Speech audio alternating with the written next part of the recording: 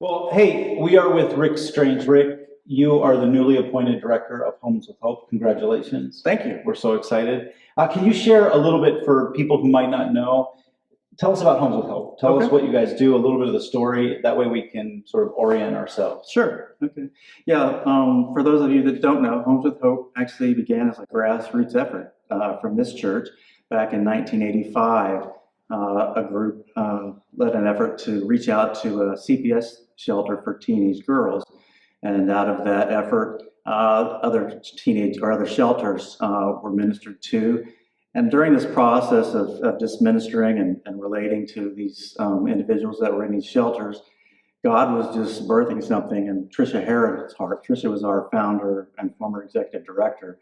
And he was just, I think, trying to nudge her in a direction of that it maybe more than something of an outreach. Maybe we need something that has a little more resources to it. And so she was looking towards doing something in the foster adoption area, but she didn't really want to do a standalone agency that was just sort of off on its own. She really envisioned that it could be something that was within the community of this church and the community of the Vineyard churches in Houston, and also just the other churches of the Houston area. So in 2004, we opened our doors as our foster agency, and then a little bit later we became an adoption agency. And that's what we continue to do since that time. Tricia, sadly, she passed away in August of this year.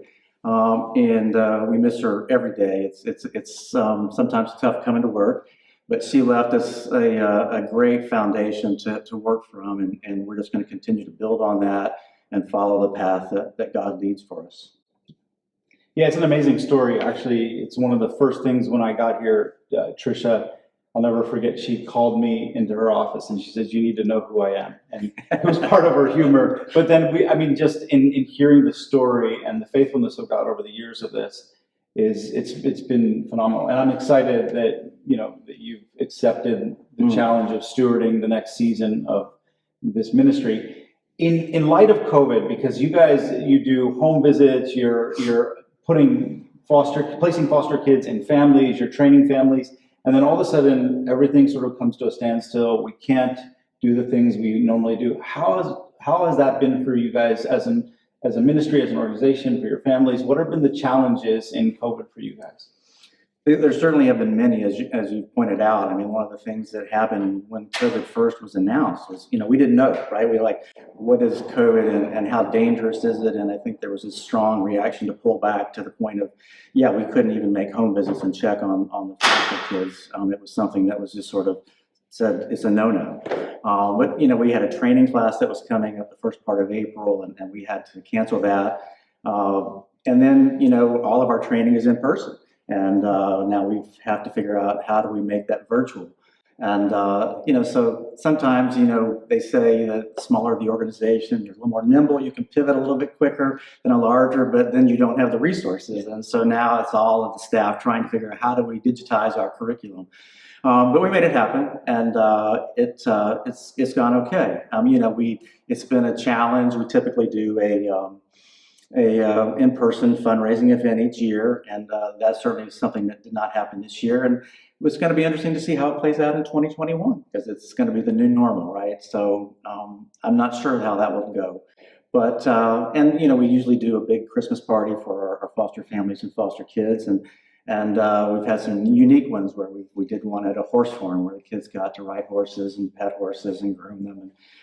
So this year, everybody was a little more cautious, and so we changed it just to a drive-by here in the church parking lot, and that happened yesterday.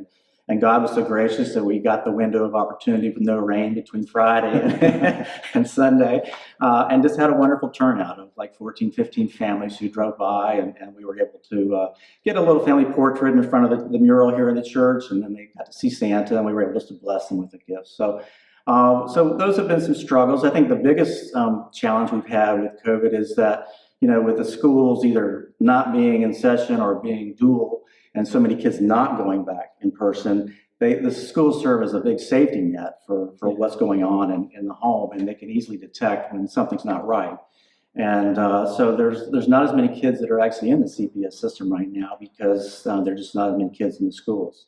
So, And that's one of the things we look at. It's like, oh, there's not as many kids in CPS. That's a good thing. But the reality is, it's not because they are less in danger. It's just because they're not in the school system, which is trained and looking for sort of signals that there might be issues. Yes. And so with kids at home and the stresses that happen in pandemic with kids at homes, they're actually probably more vulnerable than they were prior to it. I would say you're exactly right on that. Yeah.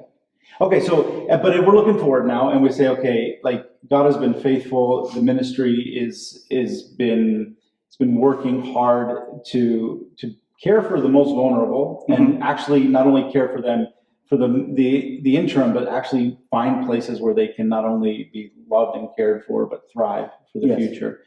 What are the opportunities you see going forward? I mean, the mission hasn't changed, even though the pandemic has changed a lot of the ways that we have to look at it. The mission hasn't changed. And so what are the opportunities you see going forward for Homes with Hope?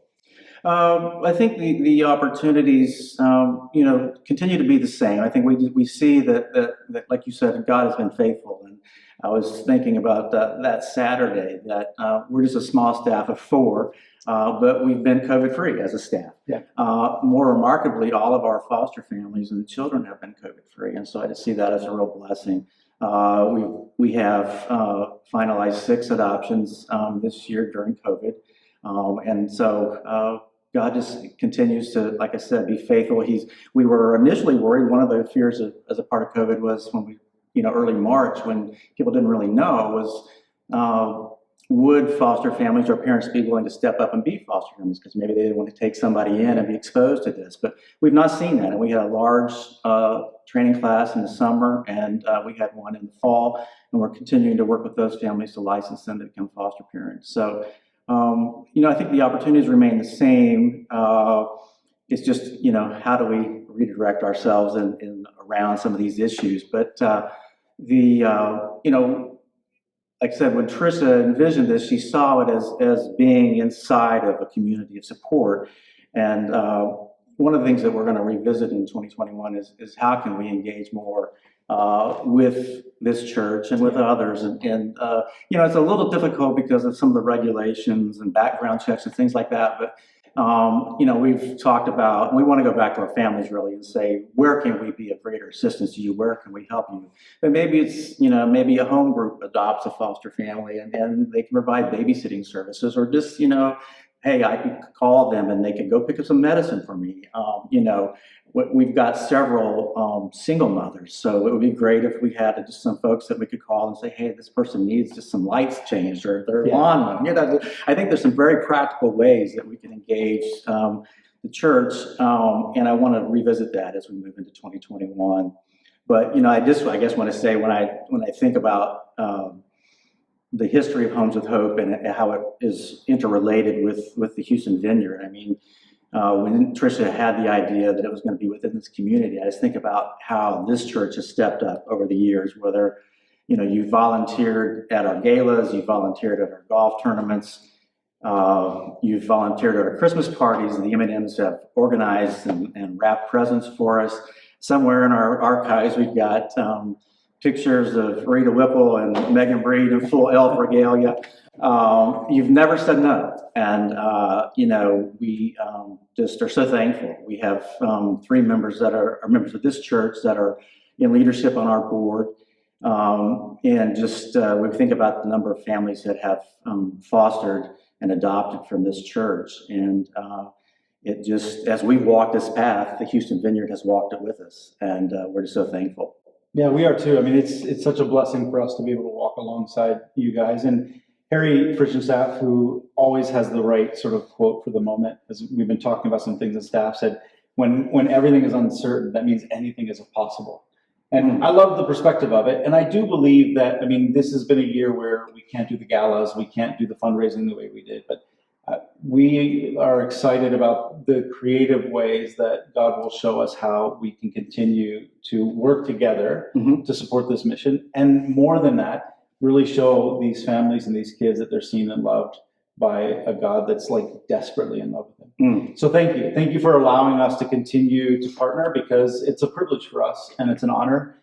and I get to see you in the office every once in a while, with our masks on, because we wear masks in the office. We do. But we do. But it's great. And so look out, church. So be looking out. I mean, as you guys come up with ideas, we're here. And so be thinking through, like praying about where God might ask you to step in the coming weeks and months as we continue to partner in the most practical ways possible with Homes with Hope.